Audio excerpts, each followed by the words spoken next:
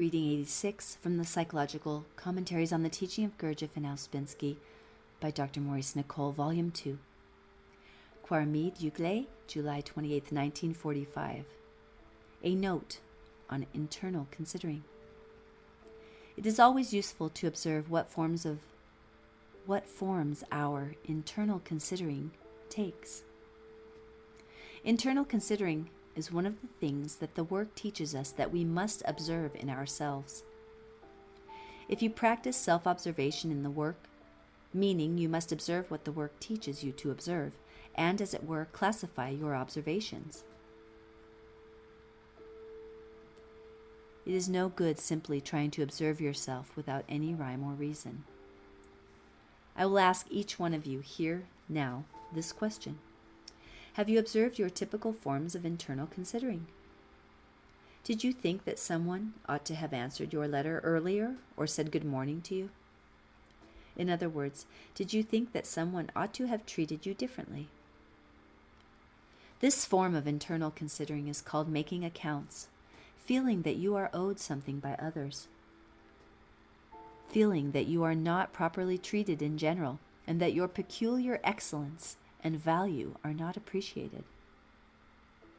All that gives rise to a great deal of bad psychological material in you and lays down many forms of association in the mind that later it may be very difficult to get free from.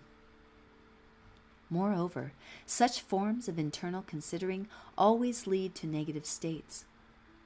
A great deal of internal considering arises from a kind of weakness in us. We expect too much.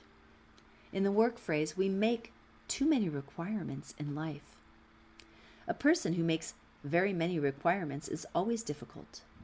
But you must remember that the work makes certain requirements of you, all, and this is quite a different matter. I may get angry with the person in the work, not because of mechanical internal considering, but because this person is not treating the work rightly. That is, this person is not properly evaluating the work.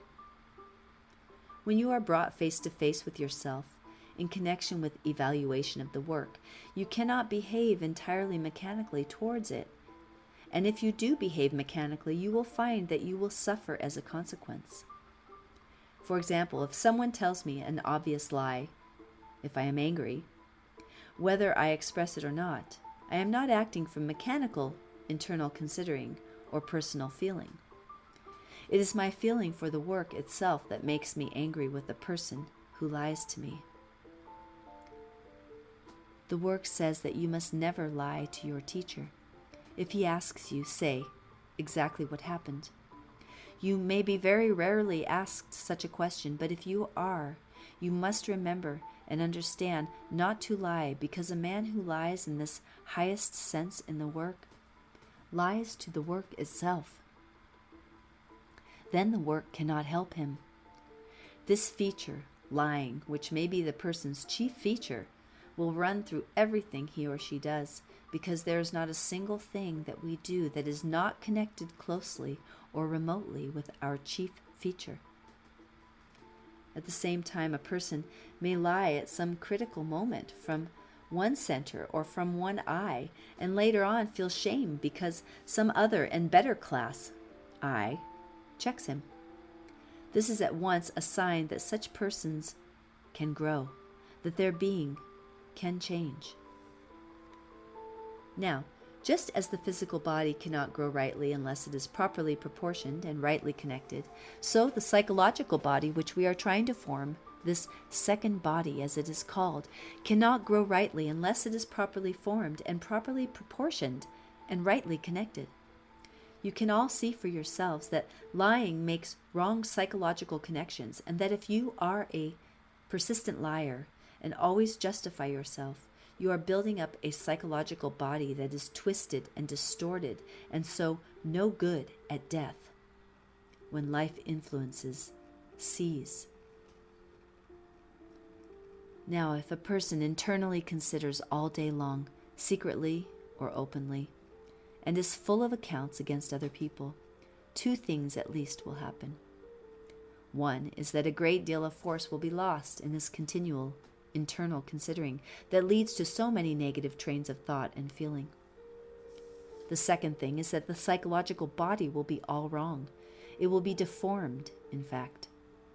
It cannot grow into its right development, and so is no psychological body. Why? Because there will be no inner strength and saved up force through which it can grow. Everything that happens in life will cause inner resentment and internal considering, and so loss of force. One will be simply identified with everything in life and unable to make this inner isolation that we spoke of recently. If a person always thinks that he is neglected or badly treated, he will be in a continual state of internal considering. Of course, one can easily pretend that one is tough and does not mind, but this is merely a picture of oneself, and behind it, internal considering goes on just in the same way. A kind of hard crust can be formed towards people, but it is precisely this picture, this hard crust, that must be dissolved and replaced by understanding. Sometimes I think that one of the things that helps us most in regard to internal considering is the constant thinking and constant reminding of ourselves that we and others are mechanical. We are machines, each of a certain kind, that behave in a certain mechanical way. Then you can say to yourself, well, he or she is like that. But this again is a very dangerous thought, especially if it is said contemptuously, because you have to see yourself. You also are like that. You are a machine and always act mechanically. You are just as difficult for other people as you think other people are for you.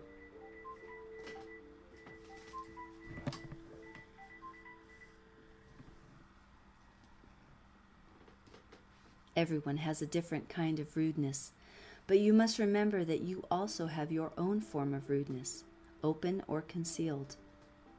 Then again, there is another closely connected thought that may help when one observes that one is internally considering, and that is that we keep on imagining that people are doing things intentionally to us when they are not at all, and they in their turn think that we are doing things intentionally to them. Therefore, we have to endure one another's unpleasant manifestations and realize how we are machines at present. The one thing we must struggle with is forming long, unchecked trains of internal considering, trains of pitiful thoughts, because they will drag us down and make us ill eventually. A pleasant independence is quite different from rudeness or self-pity. A dislike of arguing is a good sign also. It is just the same as when you wish to say something to someone that is not very easy, and so instead of saying it rudely or arguing, you say it in a certain indirect and pleasant way, and also include yourself as capable of having the same fault. We have to learn to laugh at ourselves far more than we laugh at others, just as we have to learn to have more contempt for certain sides of ourselves than we have for other people. A man who has a great deal of self-conceit will only expect a great deal from others, and will make many requirements, so much so that he will be incapable of enjoying his life, but will only enjoy his self-conceit. Such a person is sick in his or her mind. When you observe a train of internal considering in yourself, notice what it is saying to you, and if possible, remember that you have had the same kind of train of thought before, and probably, as you will soon see, all through your life. You must also challenge this train of thought, stand up to it inside, and have, as it were, a conscious dialogue with it like this. You say to these eyes or this eye, "Now what are you up to? What are you saying?" And then, as it were, you make them speak.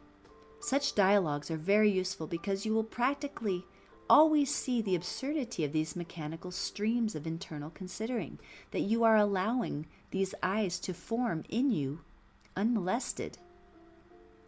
It is very good to have a good row with oneself now and then, but the first requisite is that you are able to observe yourself. If you cannot observe yourself and are simply identified with everything that goes on in you, then you cannot have a row with yourself. You are not able to separate from a single thing in yourself. It is all too sacred. You will simply be yourself sacredly and solemnly and adore yourself. So then you are fixed and unchanging day by day. You are without any power of seeing what you are like impersonally. You will then be identified with yourself just as you are, with every feeling, with every thought, with everything that goes on in you, and with all your phrases and habits.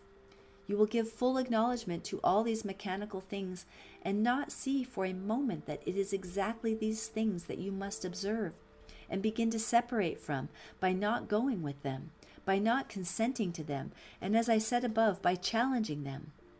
That is, by asking them what they are doing, what truth lies behind them, and what your inner life means, if it means anything. You all know how easy it is to misunderstand something, especially if you are inclined to be negative. Then internal considering starts up, and you simply go with it instead of giving yourself this conscious shock and saying, what is all this that is going on about? Did things happen like that? Was what took place done intentionally? Is it simply my suspicion at work? And so on. It is this inner psychological mess that we are all in, owing to lack of any organized psychological body, that causes so many of our troubles in life. According to G, it causes something like 80% of our physical illnesses. Do you not all understand that with wrong thinking, with floods of negative emotion, with continual lying, with these constant inner forms of self-justifying, with this terrible self-conceit which makes us so big, and this state of sleep towards the kind of people we are, it is a wonderful thing that we are not all insane. We are given a physical body with a wonderful, delicate organization. The work teaches that we have to make a psychological body, and that this is our real destiny on this planet and the meaning of our creation down here. Imagine this delicate organization of the physical body governed by a psychological mess. It is remarkable, therefore, that we have any health. To build up a well-connected psychological body, it is necessary for a man to begin to live the work in himself and learn to know what he must separate from, what he must struggle with, what he must not identify with. It is not so much what we do, but what our inner state is that matters. That is why the work lays such emphasis, for example, on negative emotions, because when people indulge habitually in negative states without for a moment seeing what enormous harm they are causing to themselves, they have no idea about their own responsibility to themselves. After a time in the work, we cannot prolong negative states unchecked. Real conscience begins to touch us. Now, we may have excellent bodies, but if our inner states are allowed to express themselves without hindrance and without observation, we are really comparable to lepers. This is what is meant in the Gospels by the word leper. That is, we have terrible diseases internally. Sometimes these psychological diseases work out into the body and express themselves in various physical disorders. This may not be the case with a purely animal man, but it is certainly the case with an emotional or an intellectual man, in my experience.